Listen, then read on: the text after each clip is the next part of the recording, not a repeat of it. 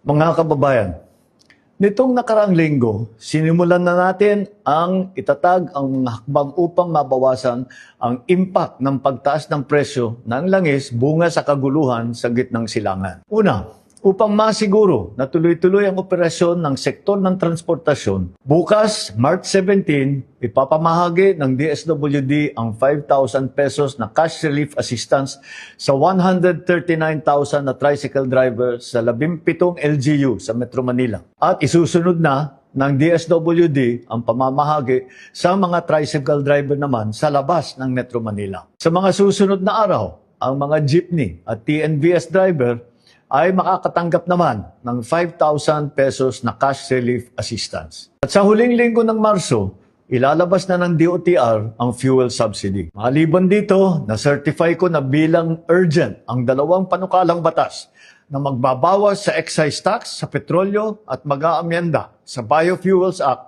upang magamit natin ang mas murang bioethanol. Tuloy-tuloy din ang pagpapatupad ng Love Bus Program. Makakatulong po ito para makatipid sa pamasahe at gasolina ng taong bayan. Kaya't gamitin po ninyo ang libreng sakay sa Metro Cebu, Metro Davao at Metro Manila. Pangalawa, kailangan matiyak na may sapat na supply ng pagkain. Upang matulungan ang mga magsasaka at mangingisda, ipagpapatuloy ng DA, ang Department of Agriculture, ang pamimigay ng 3,000 pesos na fuel subsidy sa ating mga magsasaka.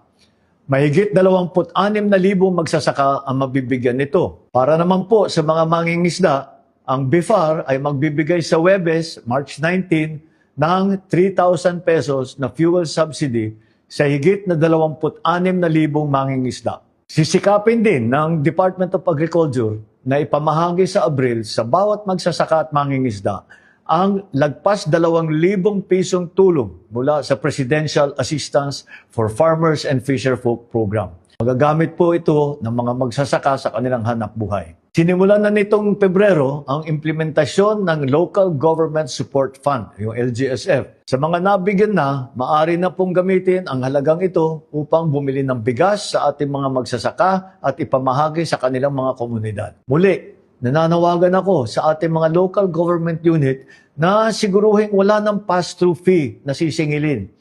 Nakarating sa akin na may ilang pang mga barangay na naniningil pa rito sa bawat sako ng palay at sasakyan.